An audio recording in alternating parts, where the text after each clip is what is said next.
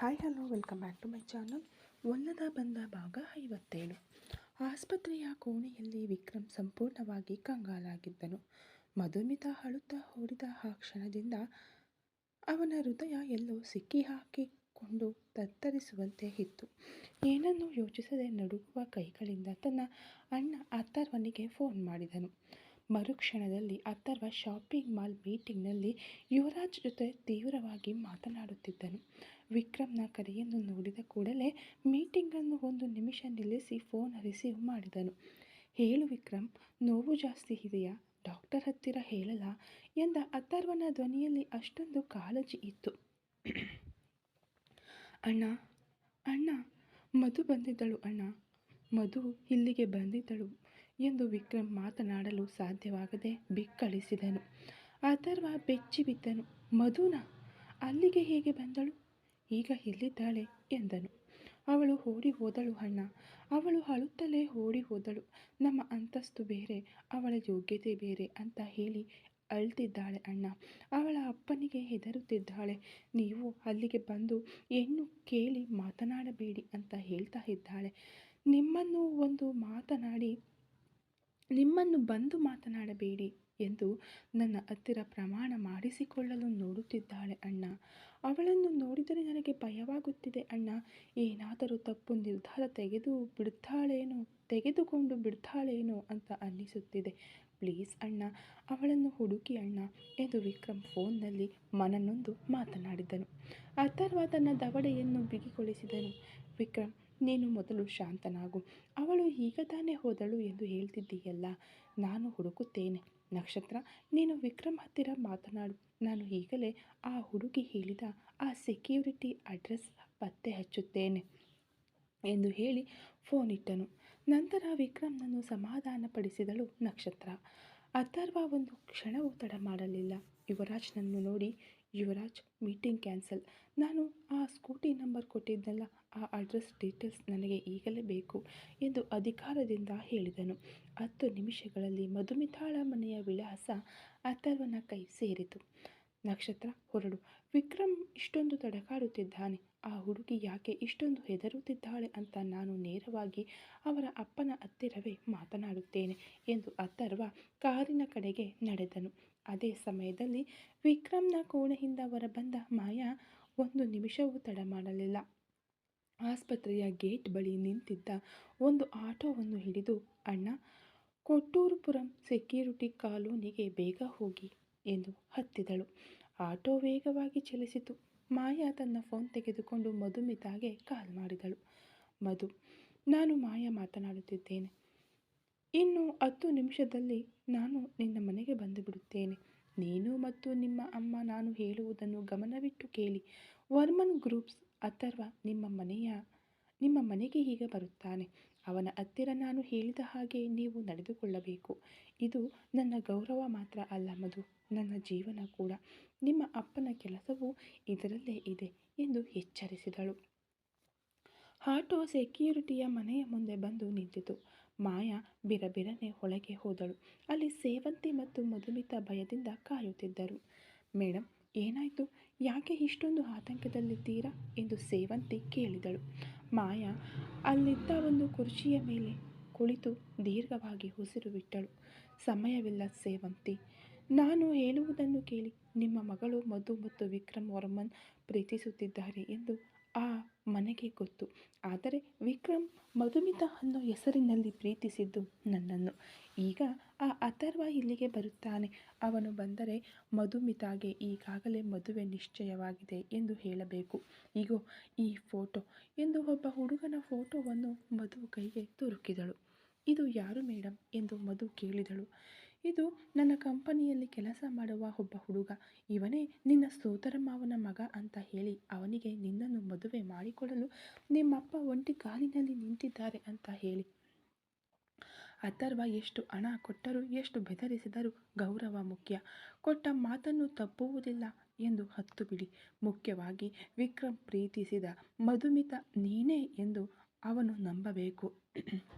ನಾನು ಸೆಕ್ಯೂರಿಟಿಯ ಮಗಳು ಅಂತಲೇ ಅವನಿಗೆ ಹೇಳಿದ್ದೇನೆ. ಅದಕ್ಕೆ ನಿನ್ನ ಗುರುತನ್ನು ಅವನ ಮುಂದೆ ಮದುಮಿತಳಾಗಿಯೇ ತೋರಿಸು ಎಂದಳು ಮಾಯಾ.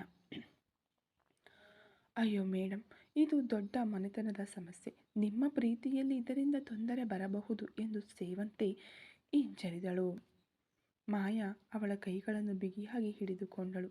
ಇದು ಕೇವಲ ಪ್ರೀತಿಯಲ್ಲ ಸೇವಂತಿ, ಇದೊಂದು ಯುದ್ಧ. ಅಥರ್ವ ನನ್ನ ಕುಟುಂಬವನ್ನು ನಡು ಬೀದಿಯಲ್ಲಿ ನಿಲ್ಲಿಸಿದನು. ಅವನಿಗೆ ಒಂದು ಪಾಠ ಕಲಿಸಲು ನಾನು ಇದನ್ನು ಮಾಡುತ್ತಿದ್ದೇನೆ. ನೀವು ನನಗೆ ಮಾಡಿದ ಸಹಾಯವನ್ನು ನಾನು ಎಂದಿಗೂ ಮರೆಯುವುದಿಲ್ಲ. ಇಗೋ, ಇದರಲ್ಲಿ 1,00,000 ರೂಪಾಯಿ ಇದೆ. ಸದ್ಯಕ್ಕೆ ಇದನ್ನು ಇಟ್ಕೊಳ್ಳಿ. ಅವನು ಹೋದ ನಂತರ ನಾನು ಉಳಿದದ್ದನ್ನು ನೋಡಿಕೊಳ್ಳುತ್ತೇನೆ. ಅವನು ಬರುವ ಮುನ್ನ ನಾನು ಇಲ್ಲಿಂದ ಹೊರಡಬೇಕು. ನಾನು ಹೇಳಿದ್ದು ನೆನಪಿರಲಿ, ಮಧುಮಿತಾಗೆ ಮದುವೆ ನಿಶ್ಚಯವಾಗಿದೆ. ವರ್ಮನ್ ಕುಟುಂಬದ ಸಂಬಂಧ ನಮಗೆ ಬೇಡ. ಇದೇ ನಿಮ್ಮ ಉತ್ತರವಾಗಿರಬೇಕು ಎಂದು ಆದೇಶಿಸಿ ಮನೆಯ ಹಿಂಬಾಗಿಲಿನ ಮೂಲಕ ಹೊರಗೆ ಹೋಗಿ ಅಡಗಿಕೊಂಡಳು.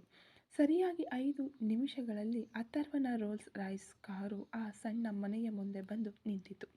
ಕಾರಿನಿಂದ ಇಳಿದ ಅಥರ್ವ ಮತ್ತು ನಕ್ಷತ್ರಳನ್ನು ನೋಡಿ ಆ ಜಾಗವೇ ಸ್ತಬ್ಧವಾಯಿತು. ಅಥರ್ವ ಗಂಭೀರವಾಗಿ ಒಳಗೆ ಪ್ರವೇಶಿಸಿದನು. ಸೇವಂತಿ ಮತ್ತು ಮಧುಮಿತಾ ನಡುಗುತ್ತಾ ನಿಂತಿದ್ದರು. ನೀವೇನಾ ಮಧುಮಿತಾಳ ಅಮ್ಮ ಎಂದು ಅಥರ್ವ ನಿಧಾನವಾಗಿ ಕೇಳಿದನು. ಹೌದು ರೀ, ನೀವ್ಯಾರು? ಯಾಕೆ ಇಷ್ಟೊಂದು ದೊಡ್ಡ ಕಾರಿನಲ್ಲಿ ಬಂದಿದ್ದೀರಾ ಎಂದು ಸೇವಂತಿ ಮಾಯಾ ಹೇಳಿಕೊಟ್ಟಂತೆ ನಟಿಸಲು ಪ್ರಾರಂಭಿಸಿದಳು. ನನ್ನ ಹೆಸರು ಅಥರ್ವ ವರ್ಮನ್, ವರ್ಮನ್ ಗ್ರೂಪ್ ಮಾಲೀಕ. ನಿಮ್ಮ ಮಗಳು ಮಧುಮಿತಾ ಮತ್ತು ನನ್ನ ತಮ್ಮ ವಿಕ್ರಮ್ ಪ್ರೀತಿಸುತ್ತಿದ್ದಾರೆ ಎಂದು ನನಗೆ ಗೊತ್ತು. ನನ್ನ ತಮ್ಮ ಈಗ ಆಸ್ಪತ್ರೆಯಲ್ಲಿದ್ದಾನೆ. ಅವನು ನಿಮ್ಮ ಬಳಿ ಬಂದು ಹೆಣ್ಣು ಕೇಳಿ ಮಾತನಾಡಲು ಹೇಳಿದನು. ಅದಕ್ಕೆ ನಾನೇ ನೇರವಾಗಿ ಬಂದಿದ್ದೇನೆ ಎಂದನು ಅಥರ್ವ. ಮಧುಮಿತಾ ತಲೆ ತಗ್ಗಿಸಿ ಬಿಕ್ಕಿ ಬಿಕ್ಕಿ ಅತ್ತಳು. ಸೇವಂತಿ ಕೈ ಮುಗಿದಳು. ಅಯ್ಯ, ನೀವು ದೊಡ್ಡ ಮನೆತನದ ಮಕ್ಕಳು. ನಾವು ಕೂಲಿ ಕೆಲಸ ಮಾಡುವವರು. ನನ್ನ ಗಂಡ ಸೆಕ್ಯೂರಿಟಿಯಾಗಿದ್ದಾರೆ. ನಿಮ್ಮ ತಮ್ಮನನ್ನು ನನ್ನ ಮಗಳು ಪ್ರೀತಿಸುತ್ತಿದ್ದಾಳೆ ಎಂದು ಕೇಳಿ ನಮಗೆ ದೊಡ್ಡ ಆಘಾತವಾಗಿದೆ ಅಯ್ಯ. ಆದರೆ ಇದು ನಡೆಯದ ಮಾತು ಎಂದಳು. ನಕ್ಷತ್ರ ಮಧ್ಯೆ ಪ್ರವೇಶಿಸಿದಳು. ಯಾಕಮ್ಮ, ಯೋಗ್ಯತೆ ನೋಡ್ತಿದ್ದೀರಾ? ಅಥರ್ವ ಸರ್ಗೆ ಅದರಲ್ಲಿ ಯಾವುದೇ ತೊಂದರೆ ಇಲ್ಲವಲ್ಲ? ನಾವು ನಿಮ್ಮ ಮಗಳನ್ನು ಚೆನ್ನಾಗಿ ನೋಡಿಕೊಳ್ಳುತ್ತೇವೆ ಎಂದಳು. ಅದಲ್ಲಮ್ಮ, ನನ್ನ ಮಗಳಿಗೆ ಈಗಾಗಲೇ ಅವಳ ಸೋದರ ಮಾವನ ಮಗನ ಜೊತೆ ಮದುವೆ ನಿಶ್ಚಯವಾಗಿದೆ. ಹೀಗೋ ನೋಡಿ ಎಂದು ಆ ಫೋಟೋವನ್ನು ತೋರಿಸಿದಳು ಸೇವಂತಿ. ಮುಂದಿನ ತಿಂಗಳು ಮುಹೂರ್ತ ಇಟ್ಟುಕೊಂಡಿದ್ದೇವೆ. ನನ್ನ ಗಂಡ ತುಂಬ ಕಟ್ಟುನಿಟ್ಟಾದವರು. ಕೊಟ್ಟ ಮಾತನ್ನು ತಪ್ಪುವುದಿಲ್ಲ. ಈಗ ಹೋಗಿ ನಿಮ್ಮ ತಮ್ಮನನ್ನು ಹುಡುಕಿಕೊಂಡು ಹೋದರೆ ನಮ್ಮ ನೆಂಟರ ಮುಂದೆ ನಾವು ತಲೆ ತಗ್ಗಿಸಬೇಕಾಗುತ್ತದೆ. ದಯವಿಟ್ಟು ನಮ್ಮನ್ನು ಬಿಟ್ಟು ಬಿಡಿ ಅಯ್ಯ. ನನ್ನ ಮಗಳು ಇನ್ಮುಂದೆ ನಿಮ್ಮ ತಮ್ಮನನ್ನು ನೋಡುವುದಿಲ್ಲ ಎಂದು ಬಿಕ್ಕಿ ಬಿಕ್ಕಿ ಅತ್ತಳು. ಅಥರ್ವ ಮಧುಮಿತಾಳನ್ನು ನೋಡಿದನು. ಮಧುಮಿತಾ, ನಿನಗೆ ವಿಕ್ರಮ್ ಇಷ್ಟವಿಲ್ಲವೇ? ಅವನು ನಿನಗಾಗಿ ತಡಕಾಡುತ್ತಿದ್ದಾನೆ ಎಂದನು. ಮಧುಮಿತಾ ಬಿಕ್ಕಳಿಸುತ್ತಾ ಅಳುತ್ತಲೇ, ಇಷ್ಟ ಸರ್, ಆದರೆ ನನ್ನ ಅಪ್ಪನ ಮಾತನ್ನು ಮೀರಿ ನನ್ನಿಂದ ಏನೂ ಮಾಡಲು ಸಾಧ್ಯವಿಲ್ಲ. ಅವರ ಮಾನವೇ ನನಗೆ ಮುಖ್ಯ. ದಯವಿಟ್ಟು ನಿಮ್ಮ ತಮ್ಮನಿಗೆ ಹೇಳಿ, ನನ್ನನ್ನು ಮರೆತು ಬಿಡಲು ಹೇಳಿ. ನನಗೆ ಆಸ್ತಿ ಅಂತಸ್ತು ಮುಖ್ಯವಲ್ಲ ಸರ್. ನನ್ನ ಅಪ್ಪ ಗೌರವದಿಂದ ಇರಬೇಕು ಅಷ್ಟೇ ಎಂದು ಮಾಯಾ ಹೇಳಿಕೊಟ್ಟ ಸಂಭಾಷಣೆಯನ್ನು ಮಾತನಾಡಿದಳು. ಅಥರ್ವ 1 ಮಿನಿಟ್ ಮೌನವಾದನು. ಎಷ್ಟೋ ಬಿಸ್ನೆಸ್ ಶತ್ರುಗಳನ್ನು ನೋಡಿದ್ದ ಅವನಿಗೆ ಈ ಬಡ ತಾಯಿಯ ಕಣ್ಣೀರು ಮತ್ತು ಗೌರವದ ಬಗ್ಗೆ ಮಾತನಾಡುವ ಮಗಳು ನಿಜವೆಂದೇ ಅನ್ನಿಸಿತು. ಚೆನ್ನಾಗಿ ಯೋಚಿಸಿ, ಇದು ಬರೀ ಶ್ರೀಮಂತ ಮನೆತನದ ಸಂಬಂಧವಲ್ಲ. ನನ್ನ ತಮ್ಮನ ಜೀವ ಇದರಲ್ಲಿದೆ. ನಿಮಗೆ ಎಷ್ಟು ಹಣ ಬೇಕಿದ್ದರೂ ನಾನು ಕೊಡುತ್ತೇನೆ.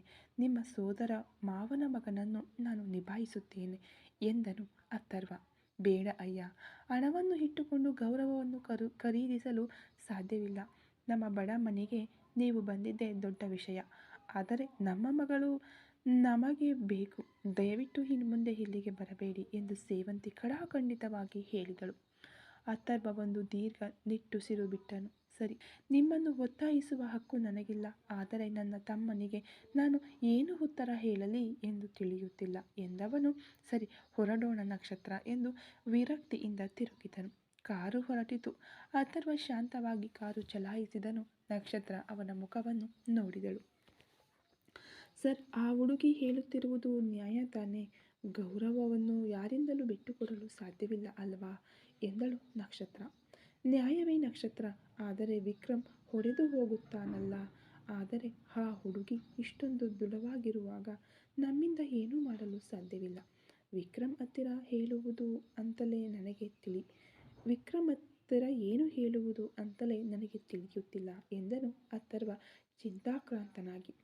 ಅವರು ಹೊರಟಿದ್ದನ್ನು ಖಚಿತಪಡಿಸಿಕೊಂಡ ಮಾಯಾ ಮೆಲ್ಲನೆ ಅಡಗುಣತನದಿಂದ ಹೊರಗೆ ಬಂದಳು. ಅವಳ ಮುಖದಲ್ಲಿ ಒಂದು ವಂಚನೆಯ ನಗು ಮಿಂಚಿತ್ತು. ನೋಡಿದ್ಯಾ ಅಥರ್ವ, ನಿನ್ನ ಅಧಿಕಾರ ಮತ್ತು ನಿನ್ನ ಗೌರವ ಒಂದು ಸಾಮಾನ್ಯ ಹುಡುಗಿಯ ನಾಟಕದ ಮುಂದೆ ಮಂಡಿ ಊರಿ ನಿಂತಿದೆ. ವಿಕ್ರಮ್ನನ್ನು ನೀನು ಹೇಗೆ ಸಮಾಧಾನಪಡಿಸುತ್ತೀಯ ಅಂತ ನಾನು ನೋಡ್ತೀನಿ. ಮುಂದಿನ 1 ತಿಂಗಳಲ್ಲಿ ನಿನಗೇ ತಿಳಿಯದಂತೆ ನಿನ್ನ ತಮ್ಮ ನನ್ನ ಕುತ್ತಿಗೆಗೆ ತಾಳಿ ಕಟ್ಟುತ್ತಾನೆ. ಅಂದು ನಿನಗೆ ಇದೆ ಮಾರಿ ಹಬ್ಬ ಎಂದು ತನ್ನೊಳಗೆ ಗರ್ಜಿಸಿದಳು ಮಾಯಾ. ಆಸ್ಪತ್ರೆಗೆ ಹಿಂದಿರುಗುವ ಆ ಇಡೀ ದಾರಿಯುದ್ದಕ್ಕೂ ಅಥರ್ವ ಒಂದು ಮಾತು ಆಡಲಿಲ್ಲ. ಅವನ ಕಣ್ಣುಗಳು ರಸ್ತೆಯನ್ನು ನೋಡುತ್ತಿದ್ದರೂ ಮನಸ್ಸಿನಲ್ಲಿ ವಿಕ್ರಮ್ನ ಮುಖವೇ ಸುಳಿದಾಡುತ್ತಿತ್ತು. ನಕ್ಷತ್ರ ಅವನ ಮೌನವನ್ನು ಮುರಿಯಲು ಬಯಸದೆ ಕಿಟಕಿಯ ಮೂಲಕ ಹೊರಗೆ ನೋಡುತ್ತಿದ್ದಳು. ವರ್ಮ ಮಂದಿರದ ಸಿಂಹ ಒಂದು ಸಣ್ಣ ಗುಡಿಸಲು ಮನೆಯ ಗೌರವದ ಹೋರಾಟದ ಮುಂದೆ ಮಂಡಿ ಊರಿ ಹಿಂತಿರುಗುತ್ತಿದೆ ಎಂಬ ಯೋಚನೆ ಅವಳನ್ನು ಕಾಡುತ್ತಿತ್ತು. ಆಸ್ಪತ್ರೆಯೊಳಗೆ ಪ್ರವೇಶಿಸಿದ ಅಥರ್ವ ವಿಕ್ರಮ್ನ ಕೋಣೆಯ ಬಾಗಿಲು ತೆರೆಯುವ ಮುನ್ನ 1 ನಿಮಿಷ ಹಿಂಜರಿದು ನಿಂತನು. ಸಮಯ ಮಧ್ಯಾಹ್ನ 1:30 ದಾಟಿತ್ತು.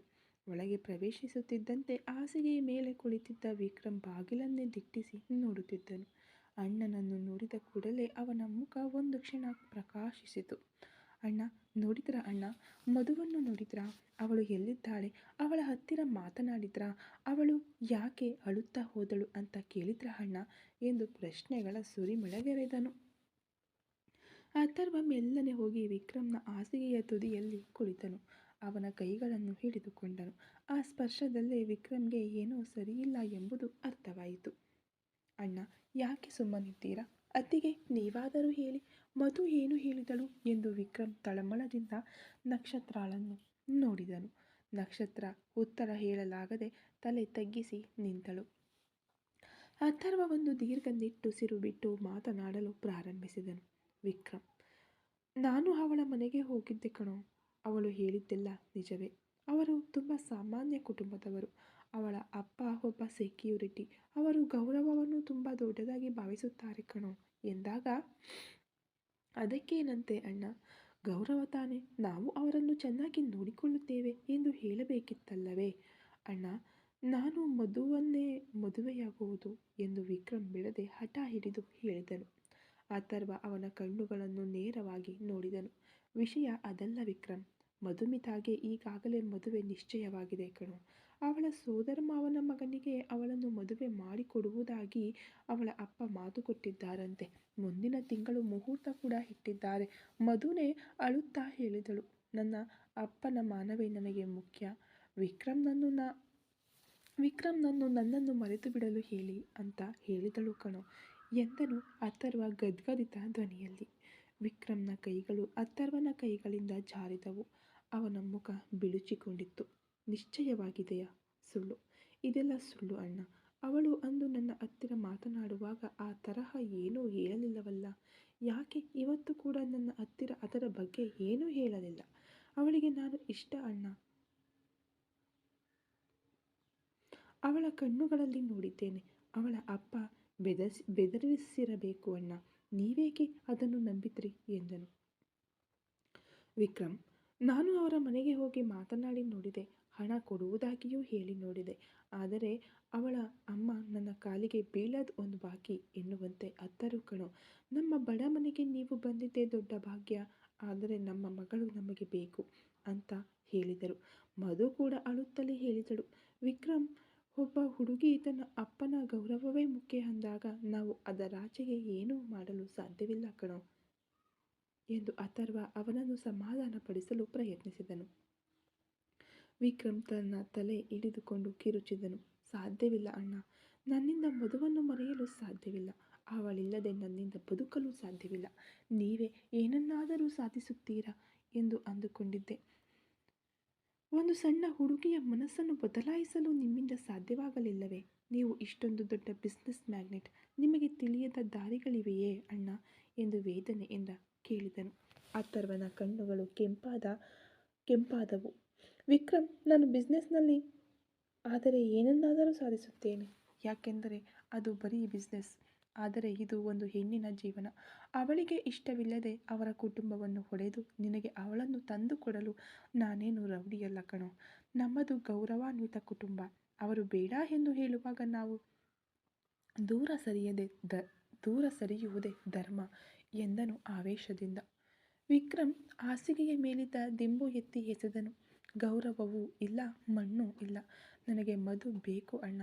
ಅವಳು ಆ ಮನೆಗೆ ಸೊಸೆಯಾಗಿ ಬರಲು ಯೋಗ್ಯತೆ ಇಲ್ಲ ಎಂದು ಅಂದುಕೊಂಡಿದ್ದಾಳೆ. ಆದರೆ ನನಗೆ ಅವಳೊಬ್ಬಳೇ ಯೋಗ್ಯಳಾದವಳು. ಅಣ್ಣ, ಪ್ಲೀಸ್ ಅಣ್ಣ, ಇನ್ನೊಮ್ಮೆ ಹೋಗಿ ಅವಳ ಅಪ್ಪನ ಹತ್ತಿರ ಮಾತನಾಡಿ ಎಷ್ಟು ಹಣ ಬೇಕಾದರೂ ಕೊಡೋಣ. ಅವಳ ಸೋದರ ಮಾವನ ಮಗನನ್ನು ನಾನು ನೋಡಿಕೊಳ್ಳುತ್ತೇನೆ ಎಂದು ವಿಕ್ರಮ್ ಮಗುವಿನಂತೆ ಹಠ ಹಿಡಿದನು. ಅಥರ್ವನಿಗೆ ತುಂಬ ವೇದನೆಯಾಯಿತು. ಇದುವರೆಗೆ ವಿಕ್ರಮ್ನನ್ನು ಅವನು ಈ ರೀತಿ ನೋಡಿರಲಿಲ್ಲ. ನಕ್ಷತ್ರ ವಿಕ್ರಮ್ನ ಹತ್ತಿರ ಬಂದಳು. ವಿಕ್ರಮ್, ಸ್ವಲ್ಪ ಶಾಂತರಾಗಿರಿ. ಅಥರ್ವ ಸರ್ ಅವರ ಹತ್ತಿರ ತುಂಬ ತಾಳ್ಮೆಯಿಂದಲೇ ಮಾತನಾಡಿದರು. ಆದರೆ ಆ ಹುಡುಗಿ ಮಧುಮಿತಾ ತನ್ನ ಅಪ್ಪನ ಮಾತನ್ನು ಮೀರುವುದಿಲ್ಲ ಎಂದು ಹೇಳುತ್ತಿದ್ದಾಳೆ. ಒಂದು ಹೆಣ್ಣಿನ ಮನಸ್ಸು ಬದಲಾಗದ ಹೊರತು ನಮ್ಮಿಂದ ಏನೂ ಮಾಡಲು ಸಾಧ್ಯವಿಲ್ಲ. ವಿಕ್ರಮ್, ಕಾಲ ಎಲ್ಲವನ್ನು ಬದಲಾಯಿಸುತ್ತದೆ ಎಂದಳು ಸಮಾಧಾನಪಡಿಸುತ್ತಾ. ಕಾಲ ಏನನ್ನು ಬದಲಾಯಿಸುವುದಿಲ್ಲ ಅತ್ತಿಗೆ. ನನ್ನ ಜೀವ ಅವಳ ಬಳಿ ಇದೆ. ಅಣ್ಣ, ನೀವು ಬೆಂಬಲ ನೀಡುತ್ತೇನೆ ಎಂದು ಹೇಳಿದ್ರಲ್ಲ, ಈಗ ಯಾಕೆ ಹಿಂದೆ ಸರಿಯುತ್ತಿದ್ದೀರಾ? ನೀವು ಅಂದುಕೊಂಡರೆ ಅವಳ ಸೋದರ ಮಾವನ ಮಗನನ್ನು ಬೆದರಿಸಲು ಸಾಧ್ಯವಿಲ್ಲವೇ? ಅವಳ ಅಪ್ಪನನ್ನು ಒಪ್ಪಿಸಲು ಸಾಧ್ಯವಿಲ್ಲವೇ? ನೀವು ಹೇಳಿಯಂತೆ ಮಾತನಾಡುತ್ತಿದ್ದೀರಾ ಅಣ್ಣ ಎಂದು ವಿಕ್ರಮ್ ಆಕ್ರೋಶದಿಂದ ಮಾತುಗಳನ್ನು ತೂರಿದನು. ಅಥರ್ವ ಒಂದು ಕ್ಷಣ ಆಘಾತಕ್ಕೊಳಗಾದನು. ತನ್ನ ತಮ್ಮ ತನ್ನನ್ನು ಹೇಳಿ ಎಂದು ಹೇಳಿದ್ದನ್ನು ಅವನಿಗೆ ಜೀರ್ಣಿಸಿಕೊಳ್ಳಲು ಸಾಧ್ಯವಾಗಲಿಲ್ಲ. ಆದರೂ ಅವನು ಕೋಪಗೊಳ್ಳಲಿಲ್ಲ. ವಿಕ್ರಮ್ನ ನೋವು ಮತ್ತು ಅವನ ಪ್ರೀತಿಯೇ ಅವನನ್ನು ಹಾಗೆ ಮಾತನಾಡಿಸುತ್ತಿದೆ ಎಂಬುದು ಅವನಿಗೆ ಅರ್ಥವಾಯಿತು. ಅಥರ್ವ ಮೆಲ್ಲನೆ ವಿಕ್ರಮ್ನನ್ನು ಅಪ್ಪಿಕೊಂಡನು. ವಿಕ್ರಮ್, ನನ್ನನ್ನು ಹೊಡಿ ಕಣೋ, ಬೈಯಿ, ಆದರೆ ಈ ರೀತಿ ಮಾತನಾಡಬೇಡ. ನಾನು ಹೇಡಿಯಲ್ಲ ಕಣೋ. ನಿನಗಾಗಿ ನಾನು ಪ್ರಾಣವನ್ನೇ ಕೊಡುತ್ತೇನೆ. ಆದರೆ ಒಂದು ಹೆಣ್ಣಿನ ಕಣ್ಣೀರನ್ನು ಬೆಲೆಗೆ ಕೊಂಡು ನಿನಗೆ ಕೊಡಲು ನನಗೆ ಇಷ್ಟವಿಲ್ಲ. ಆ ಮಧುಮಿತಾ ಒಳ್ಳೆಯ ಹುಡುಗಿ ಕಣೋ. ಅವಳು ತನ್ನ ಕುಟುಂಬಕ್ಕಾಗಿ ನಿನ್ನನ್ನು ತ್ಯಾಗ ಮಾಡುತ್ತಿದ್ದಾಳೆ. ಅವಳ ಆ ಒಳ್ಳೆಯ ಗುಣವನ್ನು ನೀನು ಗೌರವಿಸಬೇಕು. ಅವಳು ನೆಮ್ಮದಿಯಾಗಿ ಬಾಳಬೇಕು ಎಂದು ನೀನು ಅಂದುಕೊಂಡರೆ ಅವಳನ್ನು ಅವಳ ದಾರಿಗೆ ಬಿಡುವುದೇ ನಿಜವಾದ ಪ್ರೀತಿ ಎಂದು ಅವನ ಬೆನ್ನು ಸವರಿದವನು. ವಿಕ್ರಮ್ ಅಥರ್ವನ ಹೆಗಲ ಮೇಲೆ ಮುಖ ಹೊತ್ತು ಜೋರಾಗಿ ಹತ್ತನು. ಅಣ್ಣ, ನನ್ನಿಂದ ಆಗುತ್ತಿಲ್ಲ ಅಣ್ಣ. ಅವಳ ನಗು, ಅವಳ ಮಾತು ಎಲ್ಲವೂ ನನ್ನೊಳಗೆ ಇದೆ. ಅವಳನ್ನು ಇನ್ನೊಮ್ಮೆ ನೋಡಬೇಕು ಅಣ್ಣ. ಅವಳ ಹತ್ತಿರ ನಾನು ಮಾತನಾಡಬೇಕು. ಅವಳು ಮುಖಾಮುಖಿ ನನ್ನನ್ನು ನೋಡಿ ನೀನು ಇಷ್ಟವಿಲ್ಲ ಎಂದು ಹೇಳಲಿ ಅಣ್ಣ. ಆಗ ನಾನು ದೂರ ಸರಿಯುತ್ತೇನೆ. ಅವಳು ಯಾರೋ ಒಬ್ಬರಿಗೆ ಹೆದರಿ ಹೀಗೆ ಮಾಡುತ್ತಿದ್ದಾಳೆ. ಪ್ಲೀಸ್ ಅಣ್ಣ, ಅವಳನ್ನು ಒಂದು ಬಾರಿ ಇಲ್ಲಿಗೆ ಬರಲು ಹೇಳಿ ಎಂದು ಗೋಗರೆದನು. ಅಥರ್ವನ ಕಣ್ಣುಗಳು ತುಂಬಿ ಬಂದವು. ವಿಕ್ರಮ್, ಈಗ ನಿನ್ನ ಆರೋಗ್ಯ ಮುಖ್ಯ ಕಣೋ. ಸಮಯ 2 ಗಂಟೆಯಾಗುತ್ತಿದೆ. ನೀನು ಇನ್ನೂ ಊಟ ಮಾಡಿಲ್ಲ. ನೀನು ಮೊದಲು ಊಟ ಮಾಡು. ನೀನು ಗುಣಮುಖನಾದ ಮೇಲೆ ನೀನೇ ನೇರವಾಗಿ ಅವಳ ಹತ್ತಿರ ಮಾತನಾಡು.